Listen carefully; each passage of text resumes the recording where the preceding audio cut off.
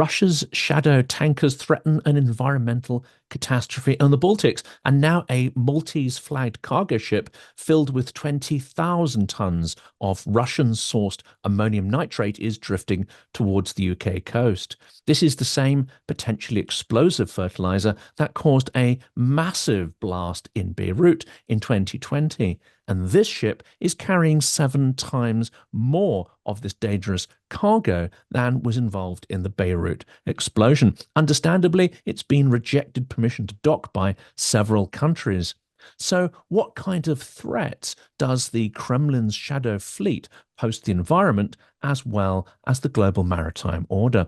Welcome to Silicon Curtain. Please like this video once you've watched it. And if you obviously like the materials, make sure you're subscribed so you don't miss any subsequent materials. And I'd like to say a huge thank you to everybody who has bought me a coffee or joined Patreon on the channel. It's incredibly important to help support the work that I'm doing and many other people in the YouTube community are doing to support Ukraine at this time. And my attention is fully focused on producing these materials now, so your support is incredibly appreciated. Today, I'm delighted to speak to Elisabeth Braw, and this will be the third conversation I'm having on various topics around global maritime order and threats from Russia. She is a senior fellow at the Atlantic Council. She is also a columnist with Foreign Policy, where she writes on national security and issues of globalized economy. Before joining the Atlantic Council, Elisabeth was a senior research fellow at RUSI, where she led the Modern Deterrence project. She's a published author and also produced articles in a wide range of expert publications, including Politico, The Times, and The Wall Street Journal. She's also written many highly regarded books, including, and this was the basis of our previous conversation, Goodbye Globalization, The Return of a Divided World. Elisabeth, welcome back. Thank you for having me. Well, let's start with this rather dramatic story of the fertilizer ship. And of course, it's one which the media has jumped upon because of the hugely, I would say, impactful, disastrous, in fact, explosion that took place in Beirut. This is the same sort of chemical that caused that. And here we're dealing with 7 times more. There's some odd stuff going on here, though, isn't there? I don't know how much you've dug into this story and whether we should be unduly suspicious about it. But certainly, it would seem to be a threat to the environment. And if it gets close to the coast or any kind of port facilities, it could be a huge threat to infrastructure and life. It could. And so this is it is an incredible story, and not just an incredible story, it's an incredible state of affairs and journey that is taking place as we speak. So Ruby, which is the name of this ship, left the Russian port in September, carrying, as you say, 20,000 pounds of ammonium nitrate. And she then sailed along the Norwegian coast, and there she got into a storm and she was damaged. And she then asked for permission to dock at the Norwegian port because that's the right of that ships have if they've been damaged in a storm, that they can sail, they can call at any ports. And the Norwegians initially thought that it would be fine. Then they realized what sort of cargo she had on board, and they denied her the right to dock at this port. And instead, they directed her to sort of stay some way out in the ocean, and that's port states are allowed to do that, or ports are allowed to do that. And then after a while the Norwegians were deciding what to do, Ruby just left and said she was going to the Lithuanian port of Klaipėda, which is a large port. But then the Lithuanians said she couldn't dock there because it was too dangerous. And she has been on the road, as it were, or on the high seas ever since, sailing sort of in the direction of Denmark and Sweden, and turning around or making a course correction, and now sailing as we speak towards the English Channel. And she or her, the owner has said she's sailing to Malta, which is a flag state, but Malta has said we are not willing to have her dock here unless she unloads her cargo before. Well, where would that be? And I think that the challenging thing here is that it's a massive load of ammonium nitrate, which is, of course, a key ingredient in fertilizer, which is one of Russia's key export products at the moment. And Russia really is one of the largest nations in fertilizer production. So it's not strange that she's carrying ammonium nitrate. But what is concerning is that she has this Russian link. And of course, most immediately concerning is the fact that this ammonium nitrate can explode if it's not properly handled. So what I'm concerned about is not that Russia somehow might have sent this ship out to cause harm, but that Russia might, or the Kremlin may decide that, sending around vessels with harmful or explosive cargo is actually quite a good way of frightening Western countries and sort of putting them in a real bind, because you can't just deny entry to vessels. And that's where we are now. Nobody knows where Ruby is going to end up, where the ammonium nitrate is going to go, who will be willing to take it on, who will be willing to let her dock with that cargo. And at the moment, it's not clear. And as a result, she's sailing around the oceans damaged from this storm. It's extraordinary. We'll come to, who might have bought the cargo, because you wouldn't just, stick that stuff on a ship and then, at random sail it off, hoping someone's going to buy it. We'll come to that in a minute. But this idea, because we know that Putin's an opportunist, we know that he's always looking for some kind of leverage. And if that leverage involves fear and threat, all the better. This isn't the only way he can threaten, the maritime environment and so on. You have the Grey Fleet of tankers, and it has been suggested, I don't want to put ideas in his head, I'm sure he's thought of this before. If you have oil tankers that have disposed of their loads but not cleaned their tanks, it's quite possible to turn oil tankers into giant floating bombs as well. So this idea that Russia could develop a whole range of maritime terror weapons is not that fantastical, in fact. No, it's not. And I think in the realm of what's already happening, what we are seeing is Russia essentially undermining the global maritime order, causing fear among coastal states and others.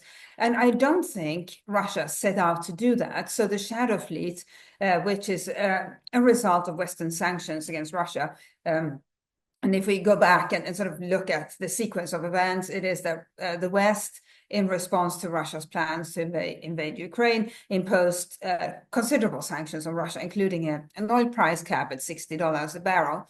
And the idea was that if Russia can't export oil above $60 a barrel, it won't profit from selling that oil, and it won't have those profits then to use for the Ukraine war. But where things didn't go according to the West's plan is that Russia, instead of saying, well, I suppose we can't export above $60 per barrel, then instead turned to the Shadow Fleet. And that is something it has been doing now for almost 3 years since the oil price cap was introduced.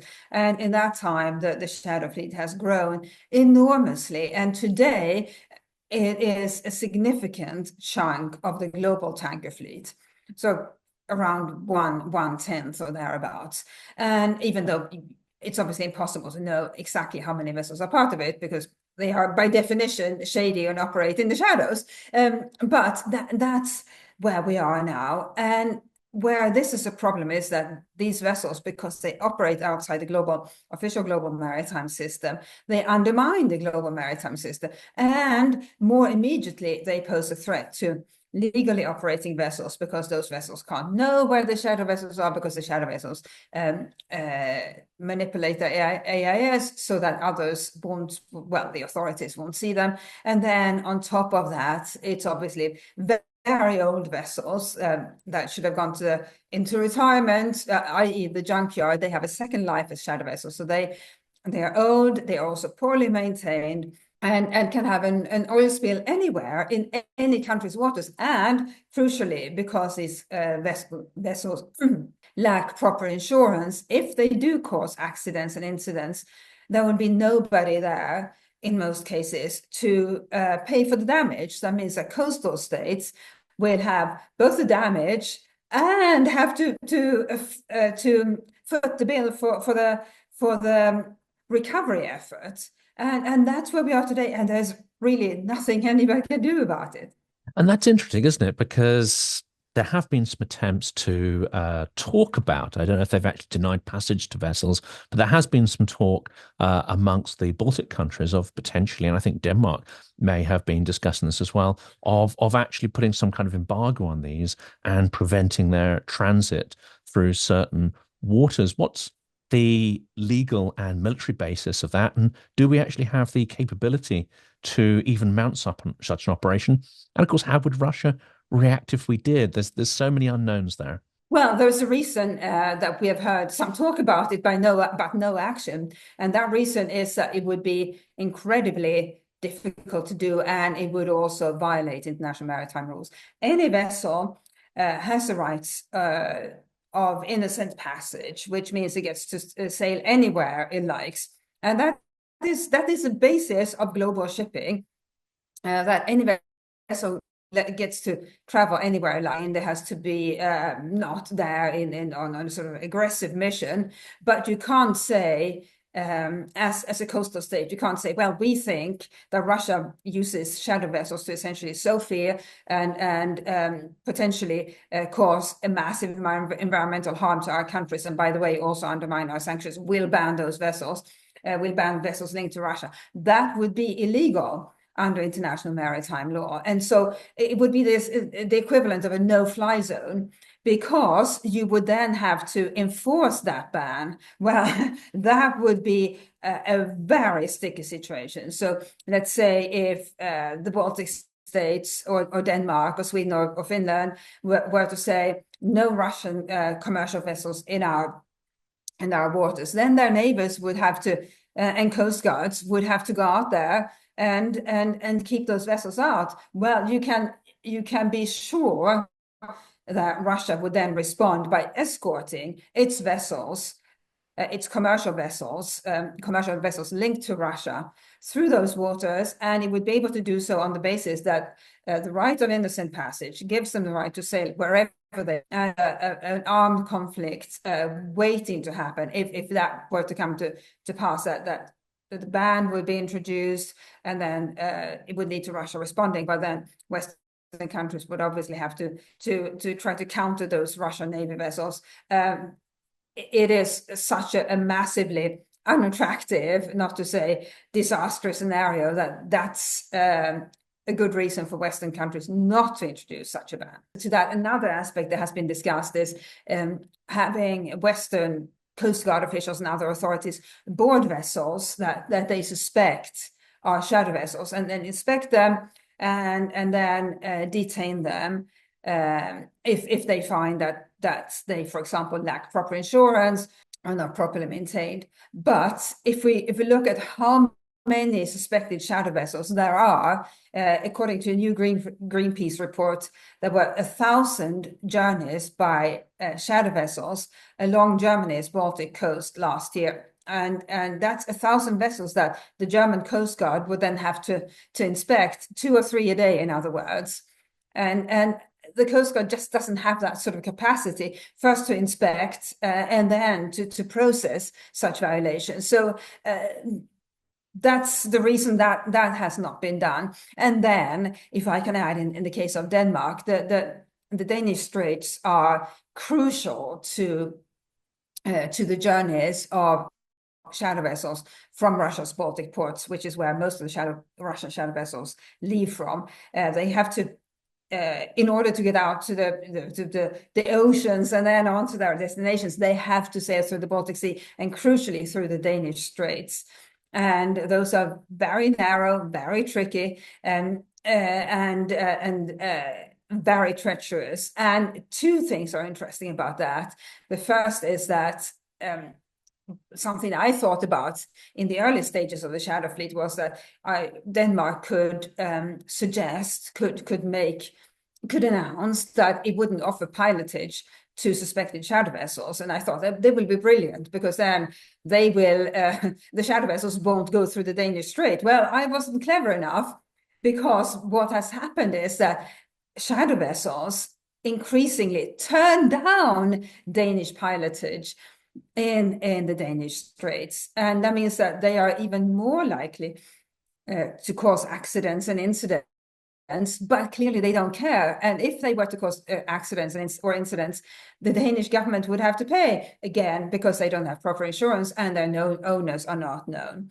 And the other thing is that the Danish Straits are considered international passageways. So it's under international governance. So Denmark could just say, well, we will close our straits to such and such vessels. That is not possible. That's an extraordinarily difficult dilemma. And turning back to the fertilizer ship, I find it remarkable that in none of the articles I've read is the discussion there of who's bought the fertilizer, because surely it had a destination logged when it set off, especially with a cargo like that. The fact that it then drifted around Norway, Denmark, now it's coming to the UK, it kind of suggests that perhaps the mission is changing en route.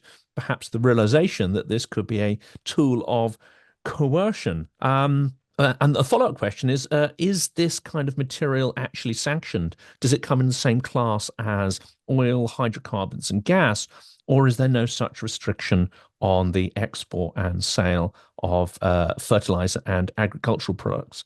So ammonium nitrate, which is what was on what the RUSI is transporting, is not sanctioned, and we should remember she's not a shadow vessel with Western insurance and a classification society, which is essentially a sort of a vehicle inspection agency, you might call it, for or approval agency for ships. So she has that. She's not a shadow vessel. She operates according to the rules of global shipping and indeed has Western insurance. So carrying ammonium nitrate is not illegal. Obviously, it comes with various restrictions, as all hazardous cargo does. But it's not sanctioned, neither the cargo nor RUSI herself.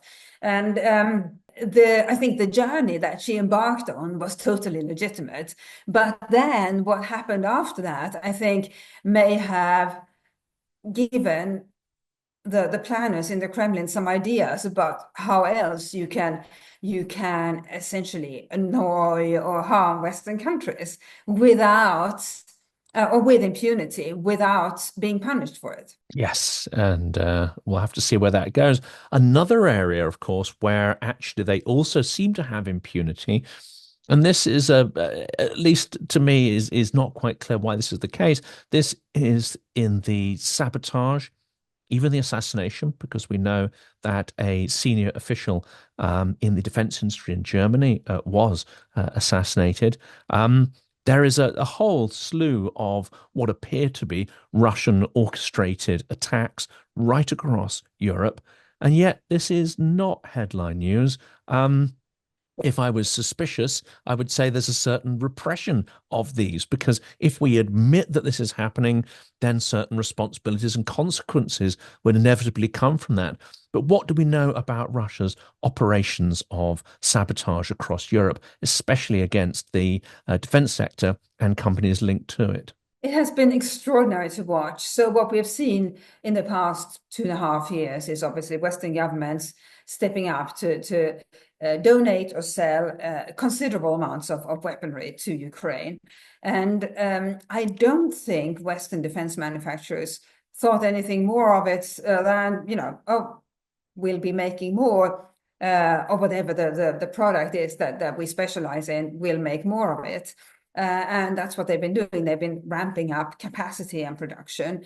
And what we've seen in recent months, as you say, Jonathan, is an increase in various harmful activities directed against weapons manufacturers in the West. So we have seen assassination plots against Western defense executives, and we have also seen a string of mysterious attacks. We've seen sabotage. We've seen disinformation campaigns, and we've seen growing surveillance. And indeed, just a few weeks ago, the Swedish security police, which is in charge of counterintelligence, said that, yes, this is happening, and Russia has become more brazen. And that is indeed the case. And I think Russia unsurprisingly feels, or I should say the Kremlin, unsurprisingly feels that it can get away with these sort of attacks, again, because it is very difficult for us to know what to do about it, just as it's difficult to know what to do about the shadow fleet. We know it's harmful to our countries. What should we do? We can't just, as discussed, we can't shut the vessels out because then Russia would escalate. Same thing with these harmful activities directed against the defense industry. What exactly should we do about it? And there are lots of commentators who say, well, we should just hit Russia hard. And yeah, that's easy to say, but how exactly do you propose to hit Russia hard? And using what means without getting into an escalation that would end up being disastrous for our side too. I mean, we won't get into this financial sanction at this point, but there are 300 billion in Russian assets, which are conveniently placed in Western banks, and secondary sanctions seem to be having remarkably large impact actually on discouraging support from places like Turkey and China, which could put additional pressure on Russia. So do we have levers that we could still be pulling, pressure points that we could be using that do not necessarily hit the military escalation button? Well, I think when it comes to the shadow fleets, we could put a lot more emphasis on finding out who the owners are of these vessels. These are clearly people who like to hide in the shadows. That's why they make themselves almost impossible to find.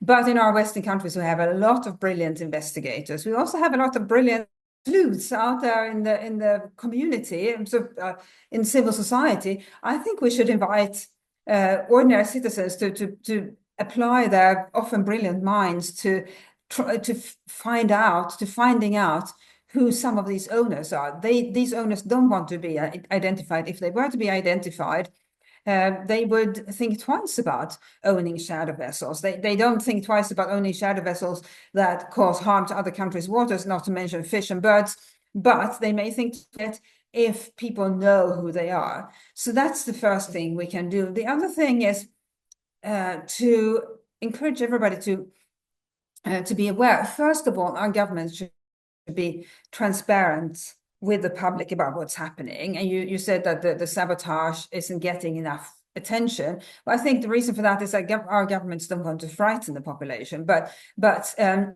I think now is the time to be transparent about the sort of threats that face our societies. And if we are transparent, I think people will feel that they can play a role in trying to reduce that harm. If it is, for example, reporting suspicious behaviors they see in their neighborhoods or wherever they are. I mean, somebody lives close to these facilities. Somebody will have noticed something. It's the same principle as with terrorism. See it, say it, sorted. Every Londoner has heard it for years, and I think that applies to national security as well, not just terrorism or hostile state activity. Being an alert eye or on unusual activities in where they live or where they work.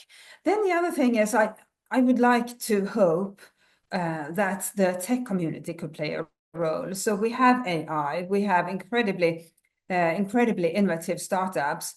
I think they could play a role in helping us at least establish as much information as possible and then detect patterns and detect anomalies. And it's detection alone is not going to stop the activity, but it will help us spot it at a much earlier stage. And tech companies, the tech community more generally used to be quite reluctant to participate in anything having to do with national security. That was a few years ago when those not involved with national security thought of it as expeditionary warfare, the war in Afghanistan, the war in Iraq. They didn't want to be involved in anything of the kind. But now I think the realization has sunk in that our countries are under attack. And so that makes it much easier for tech types to want to be part of it, because who wouldn't want to keep our society safe? And of course, Ukrainians have no such, I would say, resistance. In fact, they are rather keen to be involved Yeah. in that kind of stuff, understanding the need for security. But this in some ways sheds a light on the other thing, which is that if a autocrat such as Putin's Russia has impunity, then actually all of the international law in the world does not seem to be able to stop him from committing some of these actions. And I think a good example recently was his visit to Mongolia. And the fact that Mongolia did not arrest him and surrender him to the ICC, which they are under legal obligation to do so. And it really shows that Russian coercion is very much linked to the will they have to create strategic dependence. Now, they certainly thought Europe was strategic dependent on oil, which is why we, in their minds, wouldn't resist their invasion of Ukraine. And if they took Ukraine, we would let it pass. I think that is a big part of their calculus. This is a challenge to the global order. We talked about the maritime order, but there are challenges to the global order taking place all over the place. And the UN, with Russian participation, is no longer seen as an effective body for many of its, obligations. Are we living with a kind of phantom limb syndrome when it comes to global order? It's already gone, but we carry on as if it's still there.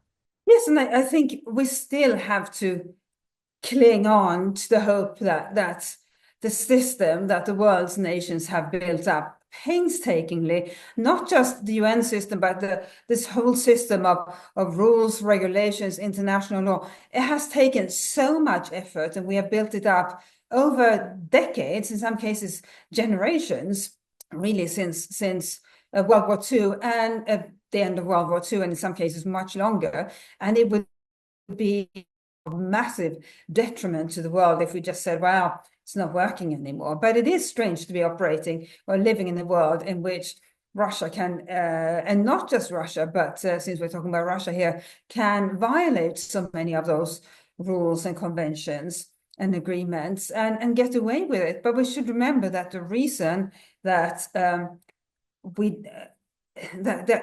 one of the reasons that Russia can get away with it is that in some cases we, the West, haven't exactly been the most faithful adherents to those rules either. And it has to be said in honesty that the United States has sometimes played fast and loose with international rules and regulations. And that's why, for example, leaving the Iran nuclear deal was such a bad idea. It was an agreement that had been painstakingly negotiated by a number of countries, including, by the way, Russia and Iran and European countries, and of course the US. It had taken many years, and it may not have been the perfect product, but it was the product on which all those countries could agree. And it took some pain for all of them to agree to what was in that deal. And then for the US to walk away from it, it obviously then killed the deal because the deal was not workable without the US. But the other thing was that it harmed America's standing in the world. America could no longer ask other countries to abide by the rules, stick with what they had agreed to, when America itself had walked away from a deal without having been forced out with it, had walked out of its own free will. And so it's not just Russia. Russia is obviously systematic violators of international rules and agreements, and so are some other countries, including China, but it's not just them. And that leads into, I think, a tricky question, which is that there's a lot of talk about sort of peace deals, etc., at the moment, and in light of the US election and so on. Of course, we know that Putin is activating many of his assets and agents in the West, as well as useful idiots, because this talk of, peace without victory definitely plays into his hands. But even now, this whole conflict seems to be framed in a way that it's about Ukraine and Russia. It's local.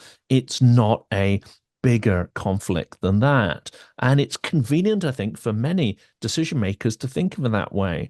But actually, is this to understand and misunderstand rather Putin's objective? It's not really just based on pure territory or resources, but his vision is much bigger, which is to take apart the post-World War II order, and to target that order that basically out-survived the USSR. And in a way, he wants to create economic and strategic dependence of Europe on Russia, and essentially hold sway over the continent.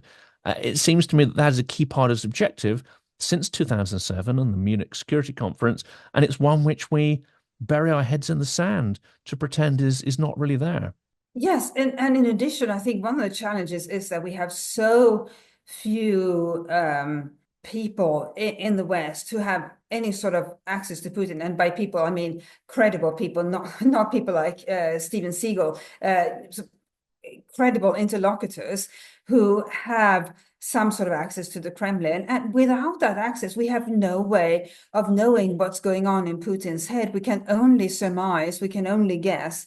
And I'm not trying to glorify the Cold War, but during the Cold War, we had that link between the leaders of the US and the Soviet Union, and between other Western leaders and the leaders of the Soviet Union.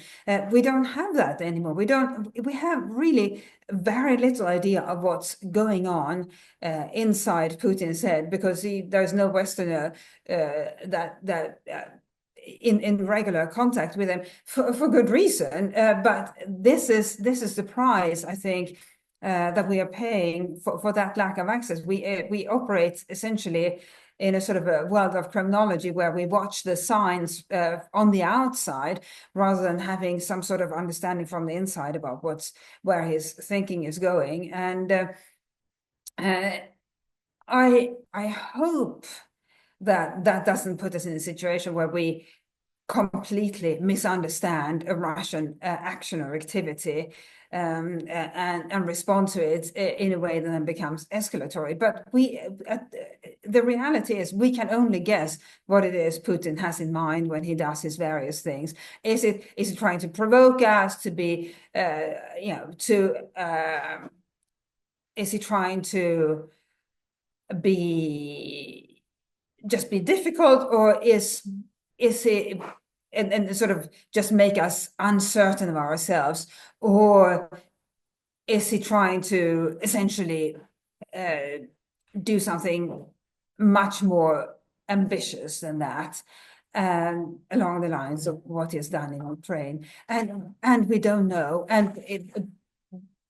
because we don't have access to him, and not even to some of his closest, the people closest to him. And of course, he does deploy strategic ambiguity, plausible deniability. These are all tools of grain zone warfare, which now it hasn't gone away. But of course, we're really focusing on the military, the sort of the hot warfare, but also other stuff is still kind of there. It keeps us off balance. It makes us hyper cautious. We constantly fear escalation, when actually it may be Russia that is causing some of things. And Nord Stream is a classic example. We don't know who blew up Nord Stream, but the probability is still weighted towards, I think, it being Russia in terms of how difficult it would have been to do that. And we forget that it was very much in Russia's interests to do it, although that is denied by tankies and those who put forward a Kremlin point of view. Russia was on the hook for huge fines for non-delivery of energy and fuel to Europe.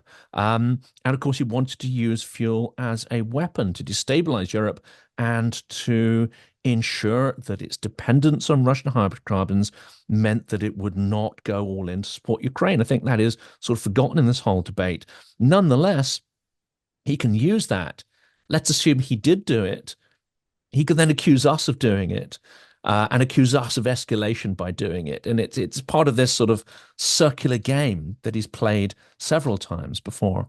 Yes, it is. And I think for us, it's so difficult to understand his next step, or let alone his next 2 or 3 or 4 or 5 steps, because he thinks differently from what we do. And when we look at a situation from the other side's perspective, we we I think unconsciously apply our own values and our own judgment to that situation, and we forget that somebody like Putin, somebody like Xi, and lots of other people may have a completely different approach to that subject, and it's difficult. I mean, how can we think like another person when we are our own persons? But that's what it makes it so difficult. That and our lack of access to Putin is what it makes it so difficult to try to understand his next steps, understand, predict, and then evaluate his next steps. And looking through sort of your writings and some of the recent conferences and events you've attended, energy resilience is a huge topic area that's focused on because of its link to national security as well. Does the Ukraine war put this in a very sort of stark light? Because Ukraine is the target of Russian energy weapons, as it were. Their infrastructure has been consciously destroyed in order to try to defeat them militarily. And if Ukraine is to survive and create security and resilience in future following a potential victory, then surely energy resilience and even a pivot towards the West, a pivot towards renewables and green industry.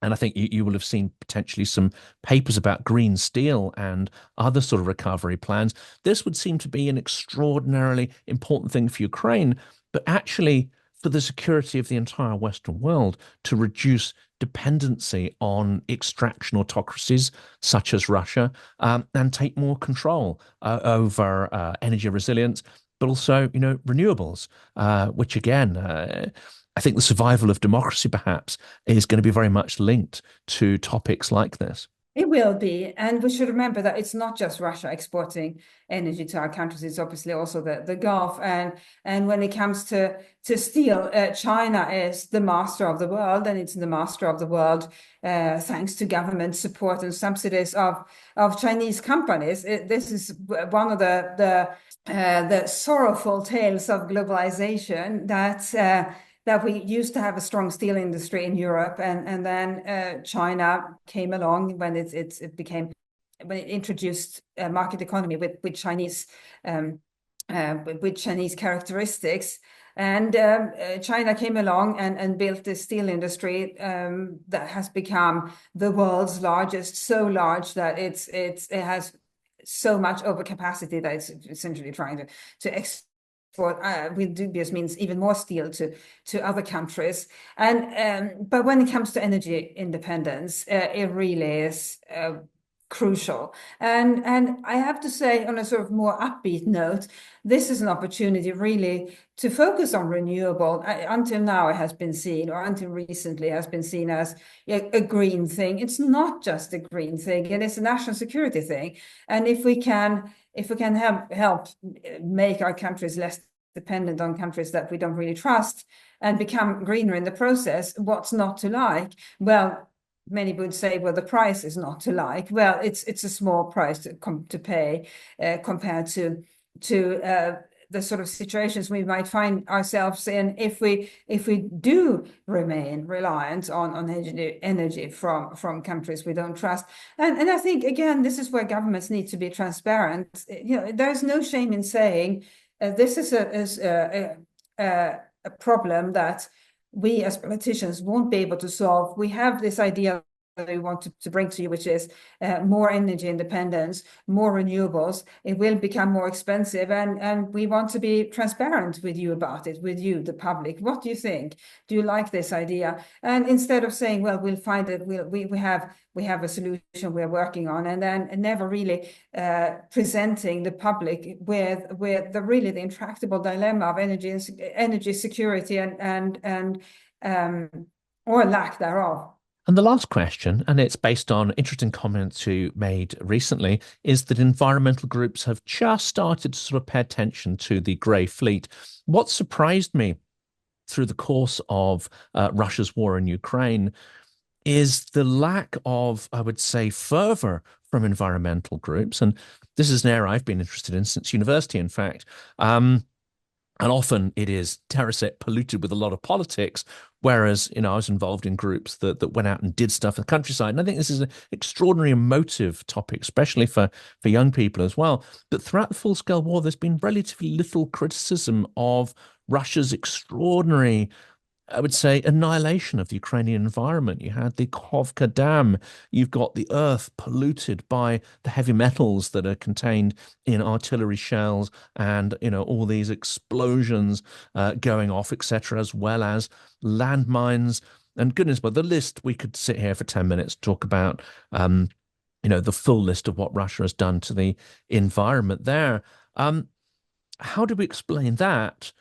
And how could we actually maybe harness the power of environmental NGOs to put further pressure on the international system to condemn Russia and maybe get a handle on its illegal activities that threaten the environment? Well, this is where we have an opportunity. And what I've seen in just the past few months is that Greenpeace in particular has woken up to the threat that the shadow fleet in particular poses to the Baltic Sea. And the first thing Greenpeace did was to sail up to a shadow vessel and paint slogans on it. That's the way Greenpeace operates, and the slogans were "Oil fuels war" and "People want peace." Well, those are things I think that call attention to the harm posed by the shadow fleet. And as you say, Jonathan, the environmental community or the green community has been slow in criticizing Russia.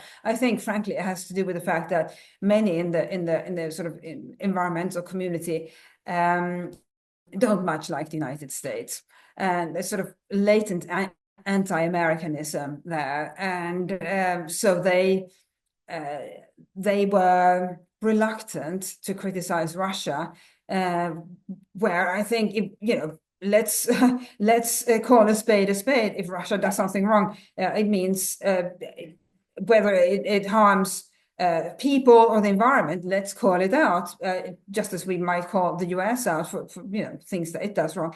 But the environmental community has been slow, but it's a good sign that Greenpeace is now waking up to the threat posed by the shadow fleet and has just released an excellent report documenting the extent of the shadow fleet in the Baltic Sea.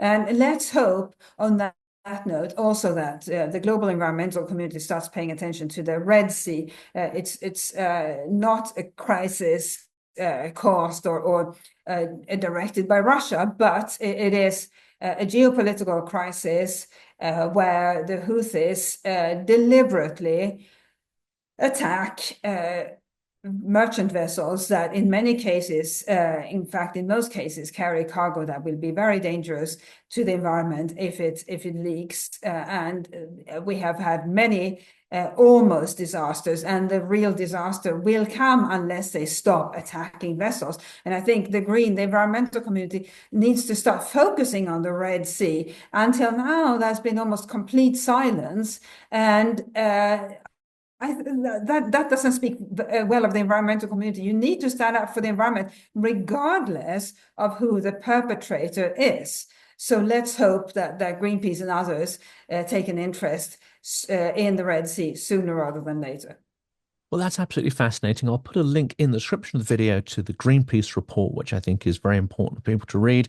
And I will try to get a speaker who can talk authoritatively on what is happening with the Houthis and that part of the world. It's a bit of a viper's nest there, a poison chalice, but I think it's important to feature that on the channel at some point soon as well.